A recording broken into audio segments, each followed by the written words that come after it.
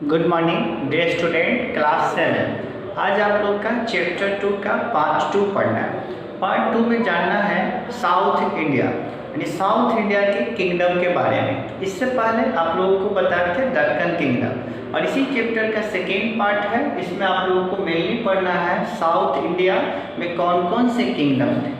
तो पहले के कोई भी जो किंग होते थे वे अपनी एम्पायर को एक्सटेंड करने के लिए वे एक दूसरे से वार लड़ते थे या बैटलफील्ड में स्ट्रगल करते थे। जिनकी आर्मी सुपीरियर होता था वे उस वार को क्या करते थे, विक्ट्री करते थे, और उस रीजन उनके एम्पायर के अंडर चला जाता था।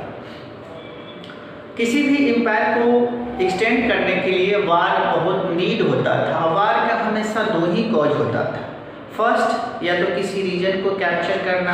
सेकेंड, हो सकता है उनके जो फ्रेंड्स किंगडम एम्पायर है उनके अगेंस्ट में कोई वार किए, तो इसके लिए वे क्या करते थे, स्ट्रगल करते थे। तो मेनली जो स्ट्रगल होता था वह किसी रीजन को कैप्चर करने के लिए, क्योंकि एवरी किंगडम वे अपने एम्पायर को एक्सटेंड करना चाहते थे, बढ़ाना चाहते थे।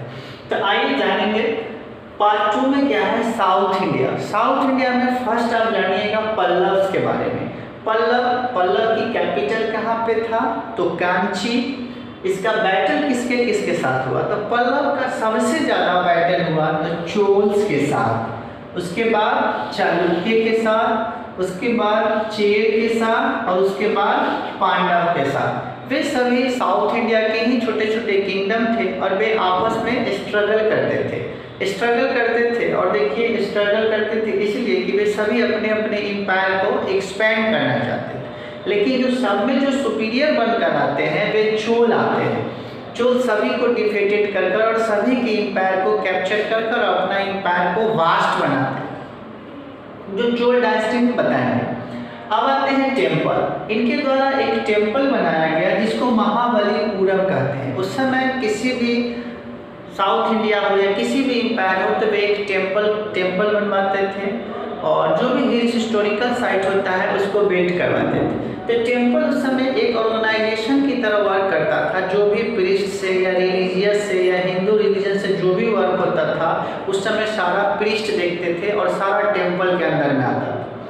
अब आते हैं पांडव। तो पांडव क्या था, ये पांडव का रीजन क्या था, तो मदुरई कहाँ पे पड़ता है, तमिलनाडु में।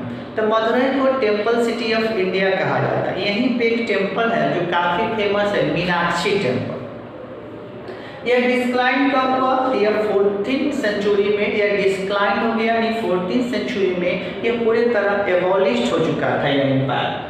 अब आते हैं जो सबसे पावरफुल एम्पायर जो के रूप में जो आया उसका नाम चोल था, क्योंकि जो भी इसमें जो किंगडम थे, चेर थे, चालुक्य थे, पांड्य थे, वे सभी को डिफीटेड कर चोल एम्पायर क्या हुआ, सुपीरियर बना। तो देखिए इसका कैपिटल कहाँ था, तो तंजौर था। तो आप ऐसे याद रख सकते हैं चोल का कैपिटल कहाँ पे था, तंजौर। चोल के जो फाउंडर थे उनका नाम विजययाला था। तो आप याद रख सकते हैं कि चोल एम्पायर के फाउंडर कौन थे, तो विजययाला थे। वे कब से कब तक किंग बनते हैं, 846 AD से लेकर 871 AD तक। चोल किंगडम में दो ही किंग काफी फेमस हुए। एक का नाम राजेंद्र चोल था और सेकेंड का नाम राजा राज चोल था। तो देखिए ये दोनों के बारे में जानेंगे। राजेंद्र चोल किसको किसको डिफीटेड किए, तो चेर को, चालुक्य को और पाल को।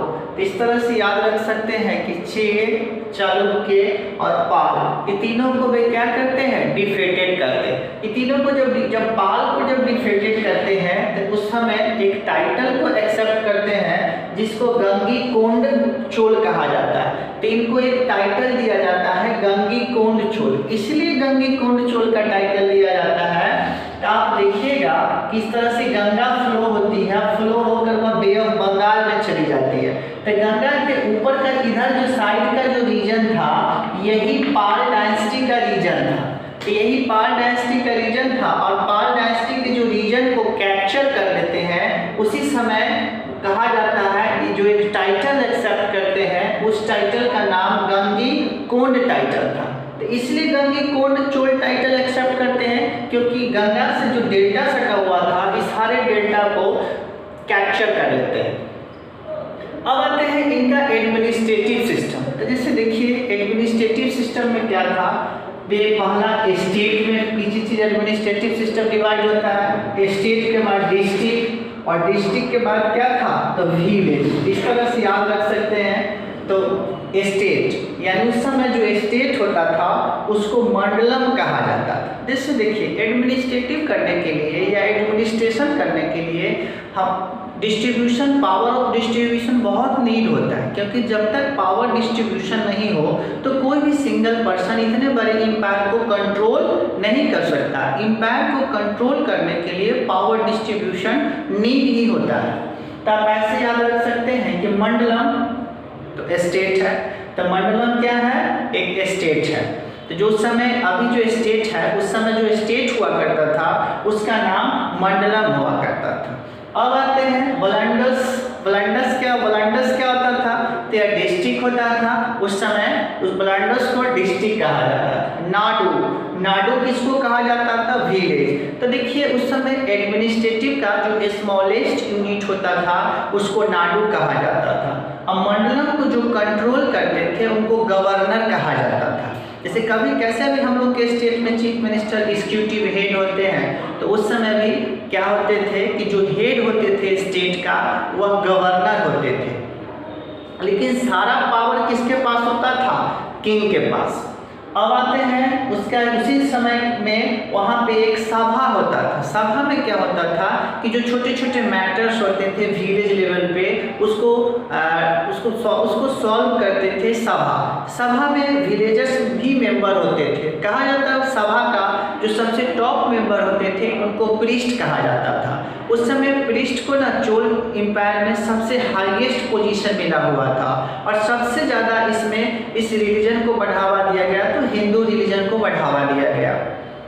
अब आते हैं नेक्स्ट में उस राजेंद्र चोल के बारे में जानेंगे। तो राजेंद्र चोल के द्वारा आंध्र प्रदेश के रीजन को कैप्चर किया गया और उसके बाद राजेंद्र चोल नहीं है, सॉरी, राजा राज चोल के द्वारा आंध्र प्रदेश को एनेक्सेट किया गया और श्रीलंका और मालदीव। तो ऐसे याद रख सकते हैं कि देखिए कि चोल कितना पावरफुल था कि दूसरे रीजन में भी जाकर और वे क्या कर लेते हैं, वहाँ के किंग को डिफेटेड कर और वहाँ के रीजन को वे कैप्चर कर लेते हैं। तो कौन सा चोल एम्पायर थे, तो राजा राज चोल।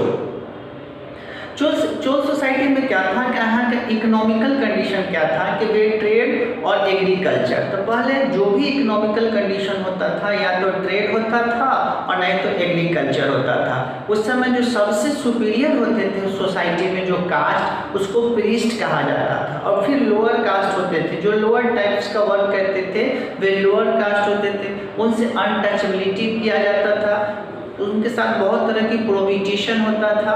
तो चलिए इसी सब आपका यह चैप्टर यहीं पे आज फिनिश्ड होता है। फिर नेक्स्ट डे आप लोगों को नेक्स्ट चैप्टर प्रोवाइड किया जाएगा।